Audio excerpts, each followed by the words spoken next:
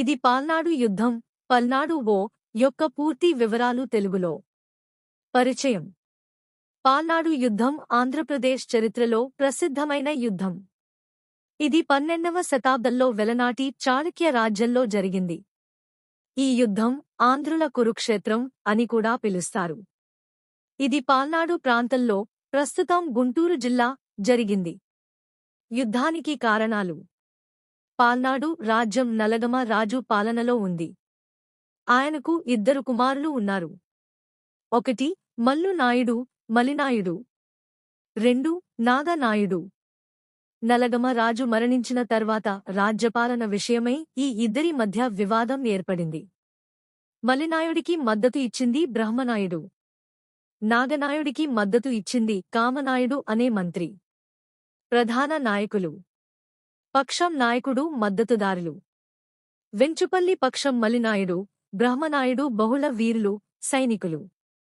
గురజాల పక్షం నాగనాయుడు, కామనాయుడు స్థానిక చౌడులు, బలగాలు. యుద్ధం ఎక్కడ జరిగింది? యుద్ధం కరంపూడి, కర్మపుడి సమీపంలో జరిగింది.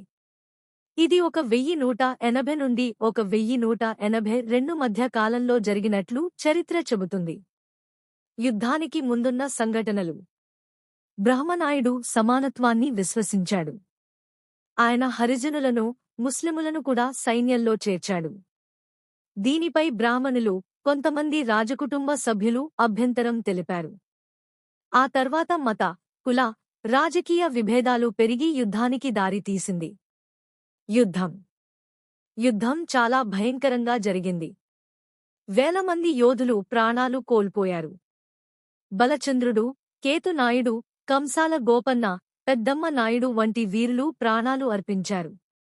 చివరికి మలినాయుడు పక్షం ఓడిపోయింది. బ్రహ్మనాయుడు యుద్ధం తర్వాత రాజకీయ జీవితం నుండి వైదొలిగాడు.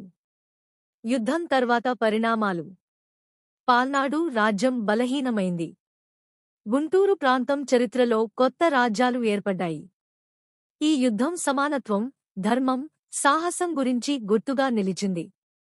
సాహిత్యంలో ప్రస్తావన. పాల్నాటి వీరచరిత్ర అనే ప్రసిద్ధ కావ్యం ఈ యుద్ధాన్ని వివరించింది. దీనిని శ్రీనాథుడు మరియు గన్నెటి శేషయ్య వంటి కవులు కూడా ప్రస్తావించారు. ఈ కథ తరువాత సినిమాగా కూడా వచ్చింది. పాల్నాటి యుద్ధం 1947.